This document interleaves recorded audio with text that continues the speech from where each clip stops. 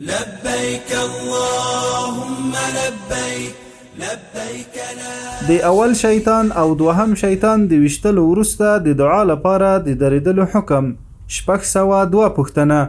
د اول او دوهم شیطان د وشتلو وروسته به د دعا لپاره درېږي او کنه؟ جواب: د اول او دوهم شیطان د وشتلو وروسته به د دعا لپاره درېږي، او سنت دا دی چې د شیلې په لوړ طرف کې چې هلته خلک د دعا لپاره درېږي هلته به مخامخ قبلې ته ودرېږي او لاسونه به د عامو دعاو په شان پورته کړي او یا به د لاسونو مخ د قبلې و طرف ته کړي. د الله جل جلاله حمد به ووایي، الله اکبر، لا اله الا الله به ووایي، پر نبی کریم صلی الله علیه وسلم باندې به درود ووایي او ډیر په خشوع او عاجزۍ سره به دعا وکړي او ډیره اوږده دعا دی وکړي.